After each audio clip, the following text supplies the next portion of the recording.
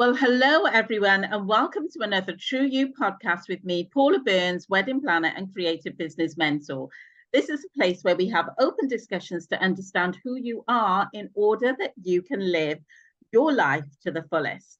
Then every week I bring on a special guest who is living their lives, their true lives. And, it doesn't mean that their life is perfect. It just means that they are doing something that means so much to them and they are being their true selves.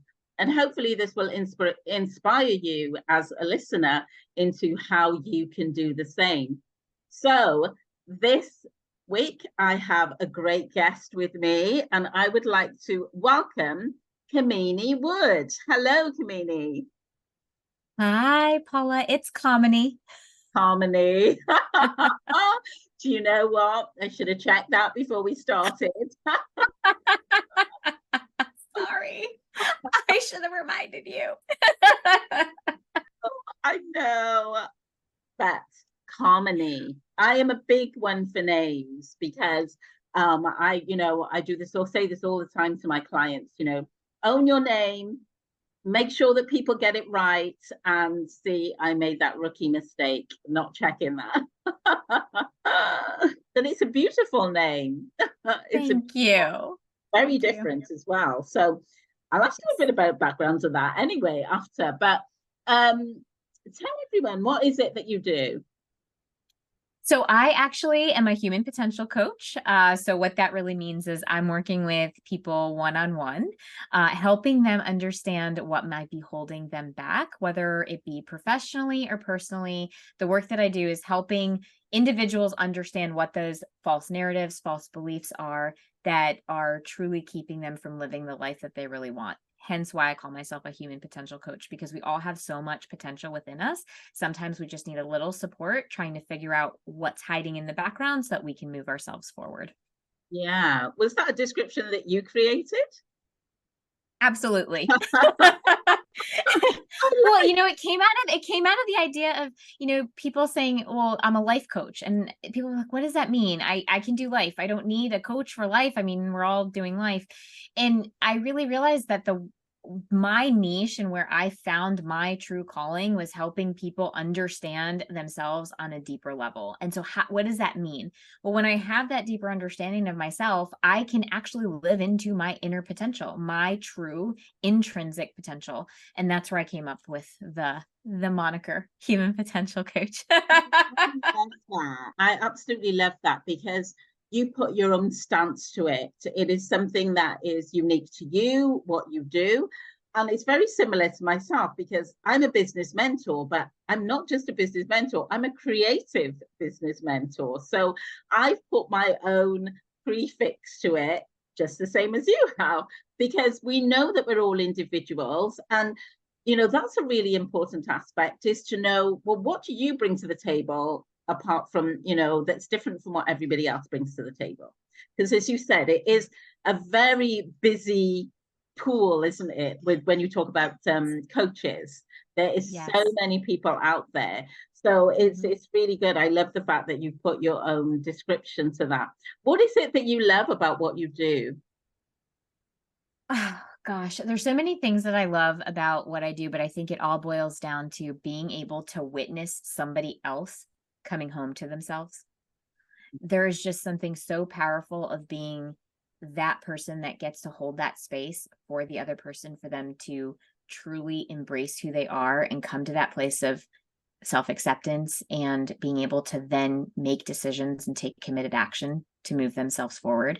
So being able to walk with my clients on that journey, there's nothing that can quite describe it. It's just so fulfilling to be able to be part of that for other people. And the reason why it's so important is because that was my journey too, right? I used to be kind of put in this box of, people pleaser, perfectionist, just kind of dim your own light, right? Stay behind the scenes, make sure everybody else is okay.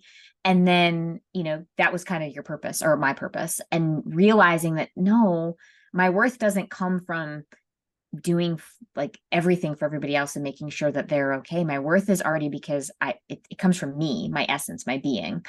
So knowing that and understanding that about myself, and now holding that same space for other people to come to that realization, is so powerful for me. We seem to have developed as a population, as humans, that it's been a thing where you have to sort of conform, or to dim your own light, or to make yourself small. And it's that thing where, you know, over so many years we've been conditioned into thinking, well, do you know what? I'm too much. I just need to be like very humble, very, you know, like, you know, demure, and just stay in a corner. And I think more and more people are understanding that they need to now show who they are as individuals, because we have so much inside us to give to the world, that you know, hiding that is mad. It's absolutely mad. Yes.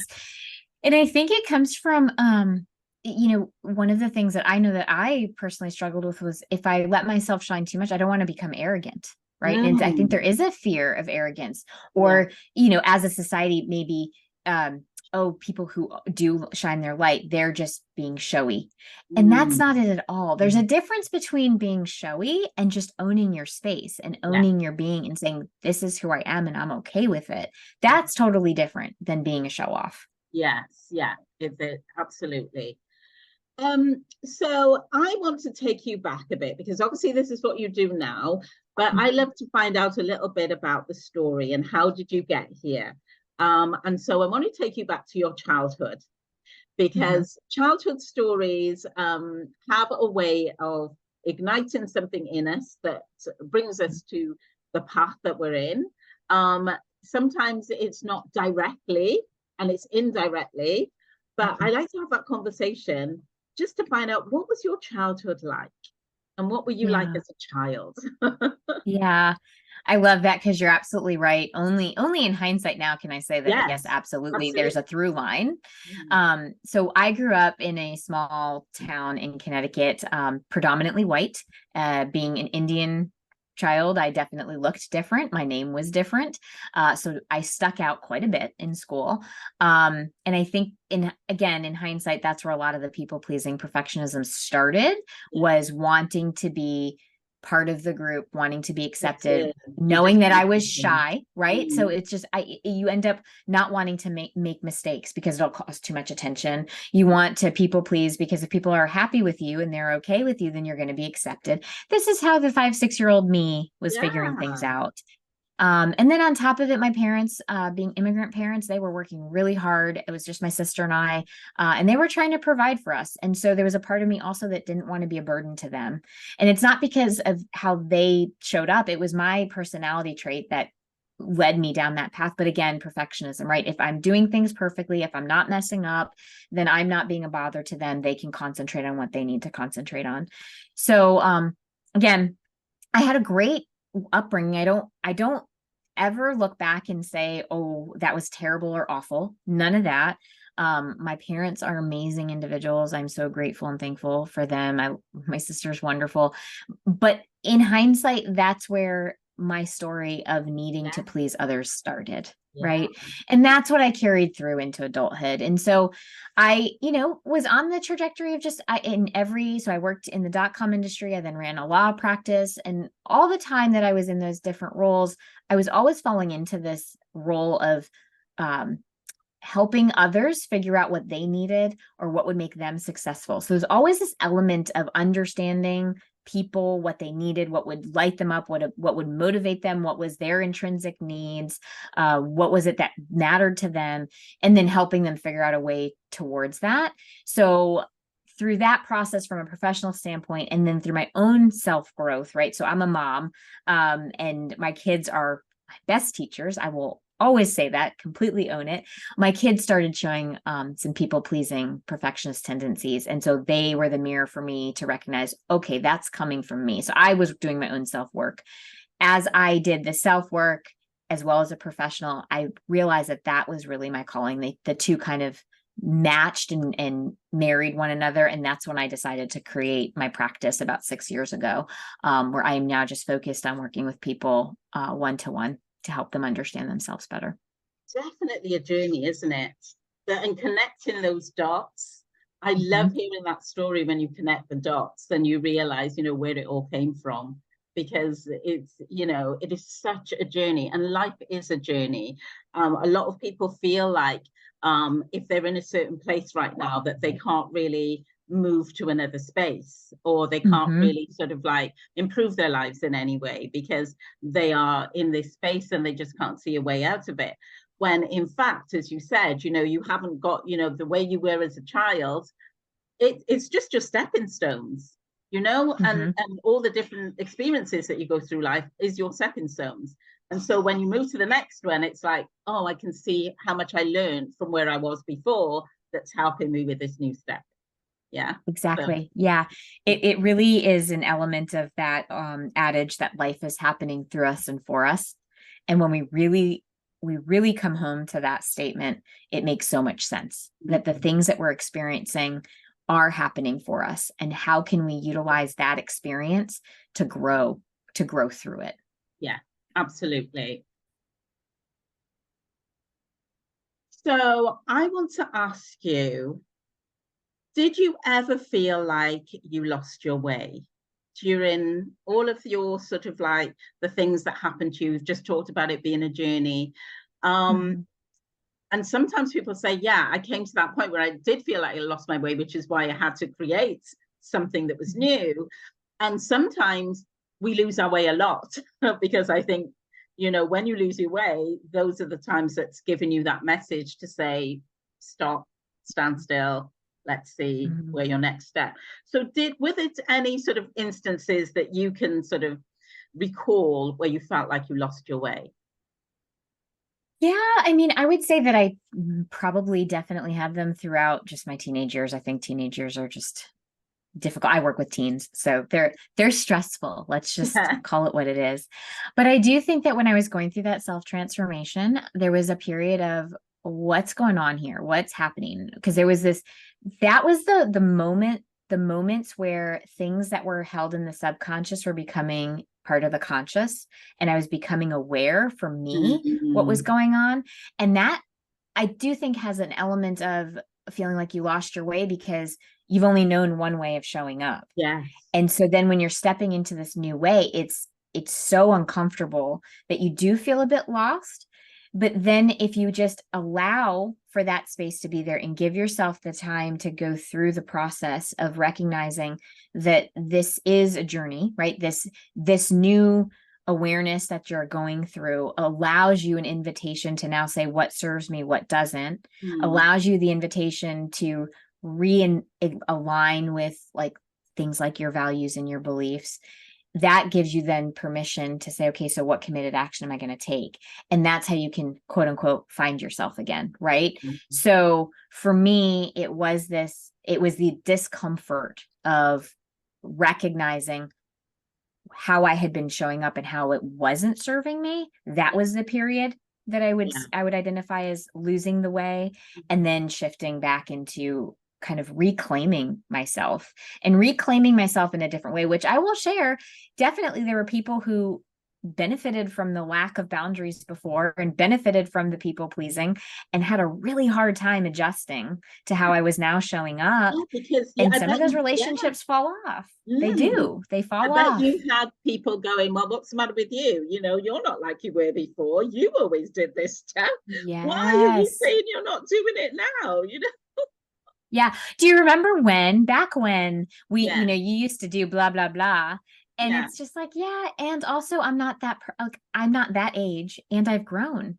And it's okay to grow. That's how we know that we're continuing to evolve. Yeah. There's this saying that I've seen this saying where people, it said something like, my growth game is huge. So I'm not the same person that I was last year or 6 months ago. I'm growing all the time. So if you're looking back at what I was like even 6 months ago, I'm not that same person. I'm not that person. No. Exactly.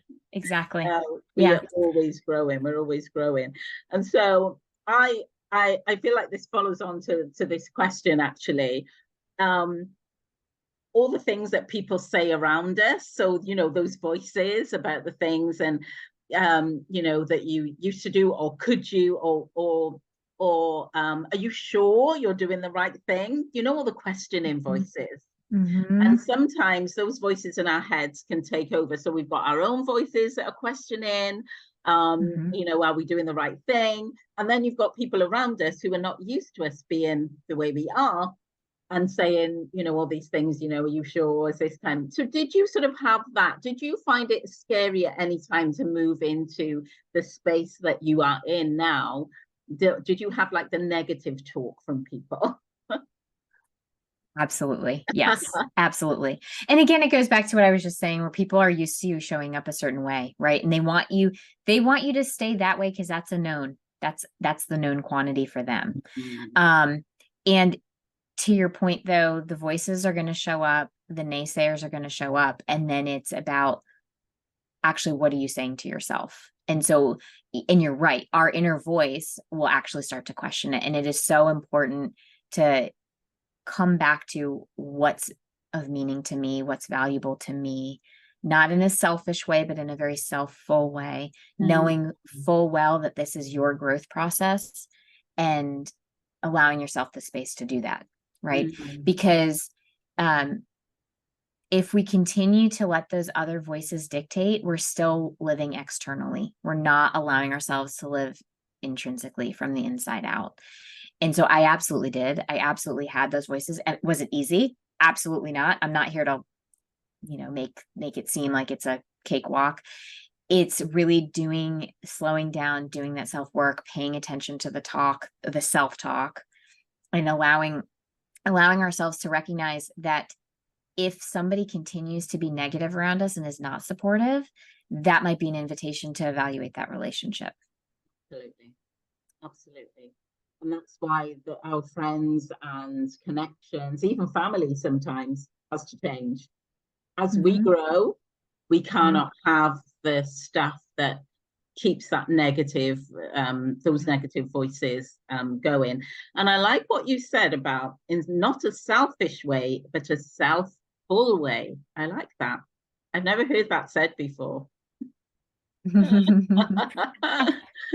I you know, it came out of working with my clients and then asking, but isn't that selfish? And so it naturally evolved out of that, you know, trying to figure out, well, what would be the antithesis to selfish? I know, but I like it, a self-full way. I'm definitely, you know, going to remember that one. And I hope some of our listeners will probably remember that one as well. We hear selfish so often, don't we? We hear that word, oh, don't be selfish, don't be this, don't be that. But being able to hear that word self-full, you know, you're showing up as who you are and this person. That's amazing. I love that. I really do. And remembering that as we're self-full and we are complete and whole, we then can enter into relationship with other people. And we have something to potentially come to the table with because we have given ourselves permission to fill up and to replenish. Yeah, absolutely. Did you, so what sort of jobs did you do? I meant to ask you this earlier. So what sort of jobs did you do before you sort of started your own practice? So I was the project management office. I managed the project management. I was a project management officer for a.com. And what that really meant was I had to manage all the projects across the board in terms of deliverables, the resources, who we needed on the job and things like that, as well as just what tasks needed to be accomplished. So project manager by nature. And then as I was running the law practice, I wore every single hat under the sun, everything from paralegal to marketing person. And then eventually was just the director of operations, which really meant that I needed to maintain and manage, personnel. So whether they were legal assistants, paralegals, attorneys, what do you need? How do we help you grow? Where do you want to evolve? So there's a lot of professional development that was happening. But as I did that work, that's where I started. You learn about people and you recognize that personal stuff influences professional and vice versa, right? They're not sectioned off. And so as we were doing things from a professional standpoint, we had to grow them personally. And so again, that's where that whole idea of being able to work with individuals really was born. Yeah. And there's so much truth in that saying that people do business with people, they don't do business with a business. It is, you know, if somebody doesn't like you, they're not going to do business with you. They have to feel you. And I think, you know, people, this saying has been around for a very long time, but a lot of the times people separate themselves from their business. And it's like they feel like they have to be this entity that fits into a mold for that industry. You know, we're supposed to act like this, we're supposed to do this, and that's how it's supposed to be. And it's not them.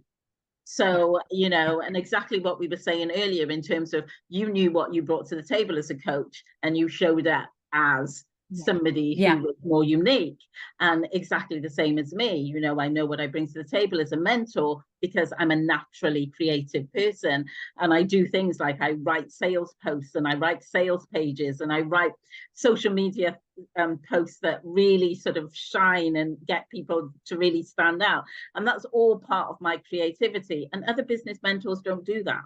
So it's understanding who you are and how you can sort of like really entwine that with how you show up as business. Yes, absolutely. Yeah. And you know, I like what you just said, because it's so true how we almost think that we have to stay within the box, you know, we, like just everybody else. This is how you're supposed to do it. I will say that pretty quickly I released that, because how I was supposed to do it didn't feel aligned with who I am.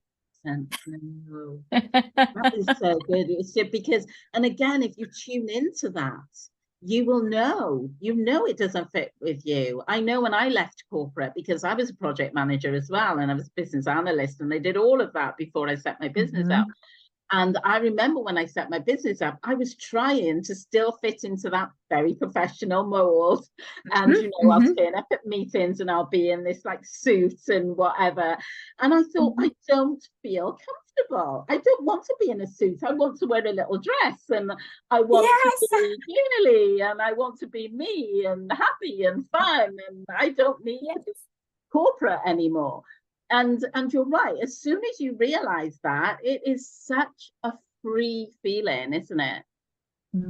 It's the opening to what's possible, right? Is once we let go of that, we create our own path. We create and we become more connected with our own self through that process as well. Yeah, absolutely. I want to ask you some questions now. I call them quick fire questions, but you can elaborate.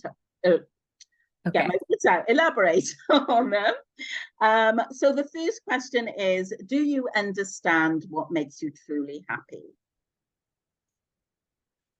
That is such a great question. I think over time, I have come to the conclusion that, well, first of all, for me, happiness is a state. So things can sometimes, it can ebb and flow. So I'm not always going to be happy. But for me, yes, I believe that my happiness is tied to if I'm living in alignment with my values. And as long as I stay true to alignment with those, I stay pretty happy. I think it is very important that we know what makes us happy. So important. I have that question that I ask my clients a lot, you know, in the beginning part of our working relationship. I always do, you know, what are you about? Tell me, you know, what do you love? And it's really sad when people can't answer. They have to really say, I don't know. Yeah. Because they've forgotten. Or sometimes when I ask that question, they think that it has to be something huge. I mean, what really truly makes me happy are really simple things. Like I know, for instance, sitting on the couch, drinking a cup of coffee is going to make me happy. Absolutely. Sitting and petting my dog is going to make me happy. Just being with my kids. We don't have to be doing anything. Yes, I love going to Disney. It's going to make me happy, but I don't have to be doing that to feel true happiness. I can literally be sitting next to my children, us not even talking, and that's going to truly make me happy. And when you know the little things, the big things, the medium things, you just sprinkle all those things throughout your life. That's what it's about. You know, the people who are, you know, I'm so depressed, I'm really low, I'm really like, and they've forgotten where to go. that gives them They're joyless. Yes. They're joyless. I say that all the time. We need a cheat sheet. Just write down a joy list. Just write down like 10 things you can pull from. I call it a happiness fountain. So create your happiness fountain, because a fountain is just ever flowing. Yes. So whenever you need something to just wash over you because you need that, jump into your happiness fountain. And, you know, because if you spend time creating it, it becomes something that's more like, you know, so yeah, I've run retreats for that. And there's a bit of a, I've halted it for a little bit. I haven't ran a retreat now for about 6-7 months, but I will get back to it because they're just such a great space for business women to just reconnect with themselves. And one of the things that we do is I get them to create their happiness fountain, and they've got like a diagram. Oh, I love it. I love it. That's great. That is great. I know. So okay, so happiness. How are you with getting still to feel emotion? So being still to feel, I know you know what I mean. Oh, yes. That's where my growth was. I wasn't still. I was constantly going, doing, being busy, constantly on the move. And yes, that is something that I've absolutely spent a lot of real intentional time just being able to get still and really naming what it is that I feel, because the truth is emotions are data packets. They give us information on what we might be needing in a moment, or maybe a value that's not being met. And so I think it's vital for us to be able to just slow down, breathe, check in with ourselves. What's really happening? How am I feeling? What do I need? Yeah, true. Have you found your tribe? I have, and I will say that I'm one of those that doesn't need a huge tribe. I've got my little group, my group of people, and they are the people that I feel safe with and I can be vulnerable with and just work through and talk through what's coming up for me. Yeah, we don't need a big tribe. You just need people who would, you know, they're your gang. They're ride or die. They're with you no matter what, and they really understand you and you understand them. And yeah, usually tribes are never big. They're usually quite a bespoke little group. And finally, I want to ask you, do you love yourself unconditionally? Oh, self-love. It's such an important thing. You know, I will say that I will say yes, and also there's still growth to be had, right? Because I think that there's different levels of it, if I'm going to be totally honest. There's certain areas where I absolutely am there, and then there are other areas where I know that the self-love is still, the growth is still happening. A great example is there's a lot of inner critic around being a mom, because there's a part of me that is so invested in making sure that my kids are okay, that the inner critic is sometimes not super nice to me if something goes different or not the way that I expected. But then there are other areas where the self-love is really on. Like for when it comes to my business, I really truly do. I truly believe in myself, and I truly do hold myself with compassion. And so I do think that with the different life domains, it might be different in different areas. At least it is for me. So still work in progress. Yeah. That's a good one. That's a good answer. Many people say that, because loving yourself unconditionally doesn't mean that you're perfect. It just means that, you know, you're loving the process of who you're becoming. So, exactly. Yeah. Kamini, and I've said that right. Kamini? You got it. You got it. It has been an absolute joy talking to you and sharing your story with all of my listeners. Thank you so much for being on my podcast. Thank you for having me.